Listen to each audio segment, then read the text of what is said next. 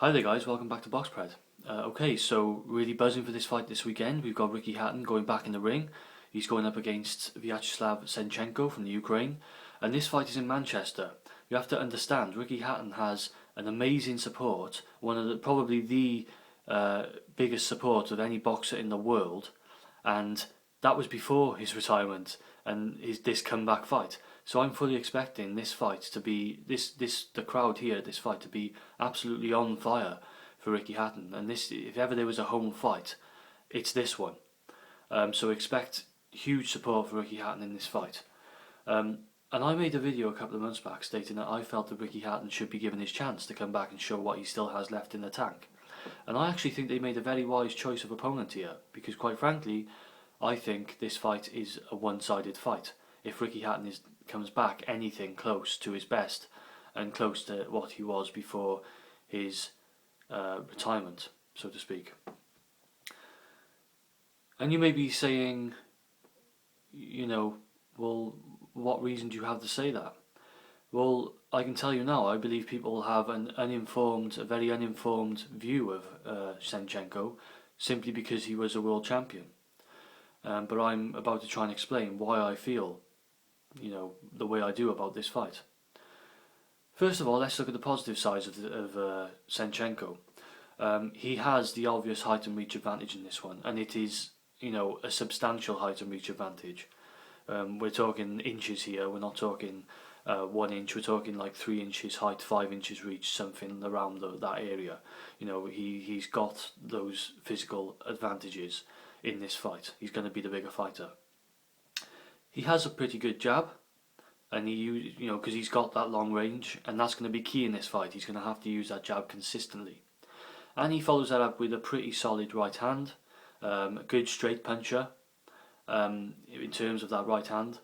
And Hatton needs to be aware of that punch in particular in this fight, I feel. And the jab may cause him difficulty if Senchenko employs it correctly. Now, he also has long arms, like I've said, so it protects his body quite well. His forearms go quite a long way down, and he bends over so he can defend the body as well, which is key as well, because Ricky Hatton is a good body puncher, and he will be looking to go to the body because he's up against a taller guy. So Senchenko will have to utilise that to his very best and should have been working on protecting that body. He will need to clinch if he's gonna survive, I think, because Hatton likes to put pressure on you. Whether he can clinch or not, I've not really seen much evidence of Senchenko clinching, but something to think about. And the good thing for him is Hatton will be in front of him for the most part. Now, this leads me on to my point here. Senchenko hasn't really fought anyone apart from Paulie Malignaggi. No one of world class, or near world class, apart from Paulie Malignaggi, and he lost against Paulie Malignaggi, and he lost by TKO. He got cut, he got beat up by Malignaggi, and let's take stock of this. Malignaggi is not a big puncher. Yeah, he's got like 19% KO ratio, and he's not a power puncher. Very good boxer, probably the best he's ever boxed was against Senchenko, but regardless, Senchenko was really exposed in that fight. He stepped up a level in that fight and he got exposed. Another thing I want to tell you, for people who don't think that home fights matter, one, I've already mentioned the level of support Ricky Hatton's going to get in this fight, the hostility of the crowd against Senchenko, the furore of support for Hatton. Understand this, Senchenko has only ever fought outside of the Ukraine on 3 occasions throughout his career. Twice, 2 of those times was in Russia, so that doesn't really count. And the other time was in Monaco, in Monte Carlo in Monaco. So this is really the first time he's going to really be stepping into the lion's den. He's never going to have fought in any sort of hostile atmosphere. I don't feel. He's going to be really stepping into unknown territory as far as atmosphere and environment is concerned. And one guy who really over the years played to the crowd and the atmosphere was Ricky Hatton. He knows how to get the crowd behind him. He knows how to use that power because it can make a difference. That's a big factor in this fight. So, next point. and I've obviously moved on to my negative points about Senchenko, and there are quite a few of them in my opinion. He was stopped by Malignaggi, I've mentioned. He's not a pressure guy. Malignaggi was counterpunching him and outboxing him. So yes, he's doing stuff that Ricky Hatton probably won't be doing.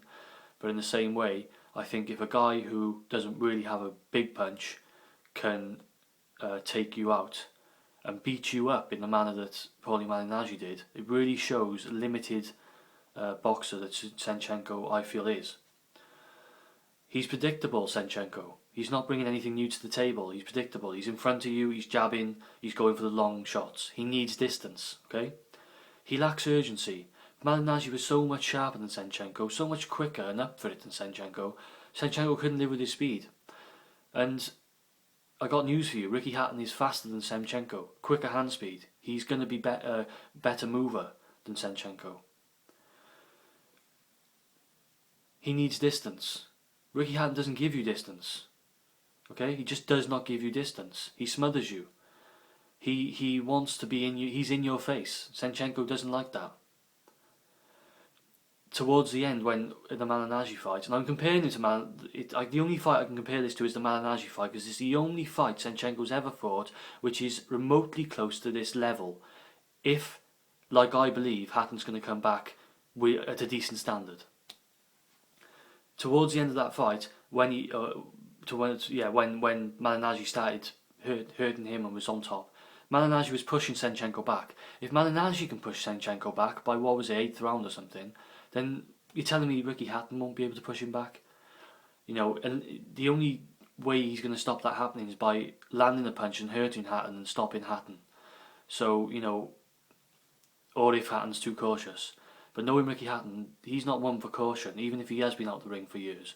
He's one to just go gung-ho, all balls into the fire straight away. I don't think Senchenko's any good inside, which I think he's going to need to be. You need to be able to adopt some sort of skill as the fight closes distance against Ricky Hatton. I don't think he has that. Hatton will be moving closer, which takes away the main strength of Senchenko, which is his long leverage and his levers. So he's going to be having to throw hooks rather than his straight shots, which he prefers. Maybe the power comes from those straight shots and not from the hooks. He can also be caught straight down the pipe.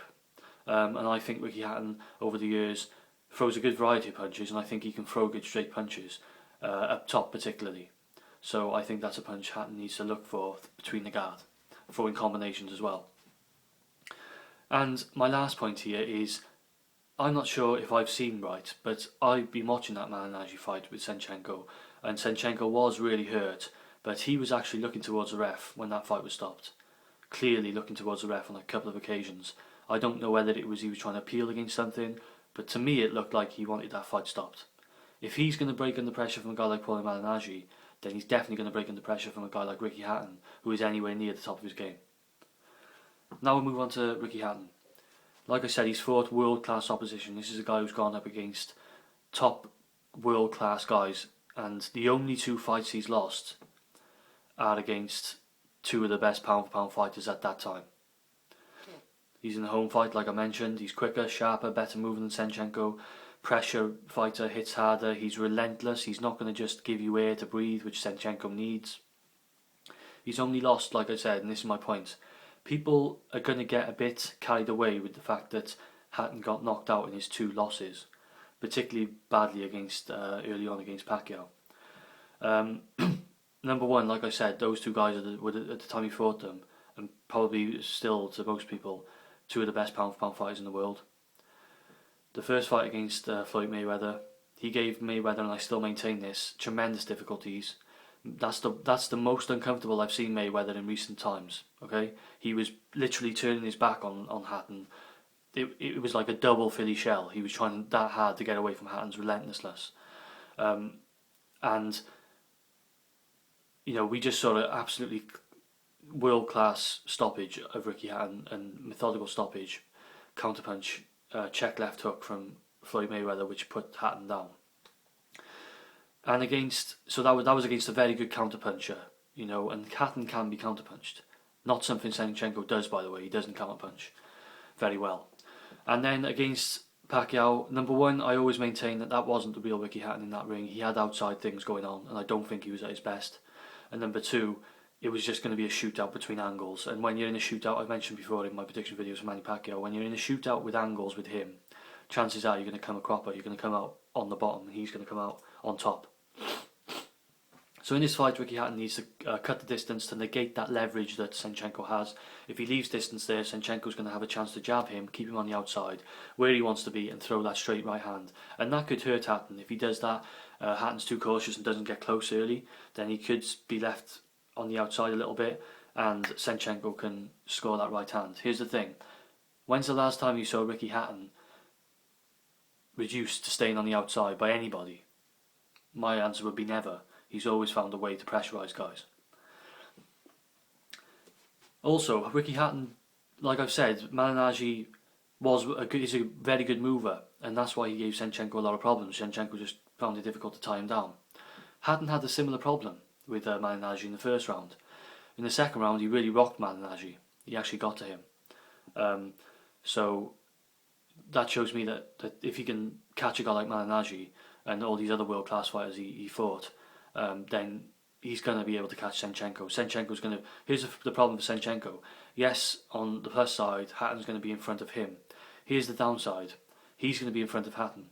That's where Hatton wants you. In his firing line. You're not going to be Senchenko's not going to be dancing away from him like Malignaggi did. He's not going to be, swiftly getting away from anything. He's going to be right in front of Hatton. And I'll tell you bluntly now, the only way I see Ricky Hatton losing this fight is if he comes back and he's below par. If he's really rusty, I mean, if he's really not the Ricky Hatton of old, and he shouldn't, and after the fight we'll say he shouldn't have come back, he's that bad. If he's anything close to his best, this is not a guy, Senchenko is not a guy. I don't think at his prime Hatton would have fought Senchenko, let alone not beaten him. Now, you may be thinking, I'm being really harsh on Senchenko here, and I'm being a bit biased. I'm not, I'm just telling you the way I see it, the truth. I had to tell you that with the Broner and DeMarco fight, and that's what happened. In this fight, unless early on Senchenko does something to catch Ricky Hatton with a straight punch, I really see him getting beat up in this fight as it goes on. And unless Ricky Hatton is cautious, ultra cautious, then Senchenko won't survive, in my opinion. I'm going for Ricky Hatton to KO Senchenko in the 8th round. And, TKO or KO. I think if it only took Malignaggi 9 rounds, then I think it's going to take Ricky Hatton, even a below par, slightly below par Ricky Hatton, slightly rusty Ricky Hatton, less time than that. It could even come early, first half of the fight. I wouldn't put it past Hatton doing this guy pretty early. I really do feel that Hatton's going to come back and put on a good performance. I may come back now with egg on my face because Senchenko might perform really well and make it a close fight and actually give Ricky Hatton some problems. But the way I see it, I just can't see it, guys. I think Hatton's gonna really beat this guy up as the fight goes on. He's gonna stop this guy. I'm going for round 8, and I'm really looking forward to this fight. But I do think that people may be getting an uninformed sense of Senchenko's ability. You have to really look at his record and understand, guys, Malignaggi is the only real good, close to world-class fighter he's fought. He won the world championship off Nascimento or someone. That guy's lost twice since losing to Senchenko. He wasn't world-class. And the guys he fought since, one of the guys had like 7 losses on his record already. Those guys were not guys a world champion should be facing, and Senchenko was actually representing what is wrong with boxing when he had that world title, before he actually stepped it up and fought a guy he should have been fighting when he had a world title, and he lost. Okay, so I'm going on a bit here. I'm going to end it there. Please let me know what you guys think. By all means, send me your angry comments if you're a Senchenko fan, if you think I'm being completely unrealistic as to his abilities. I don't think I am. I think I'm actually just telling it like it is. Thanks for watching.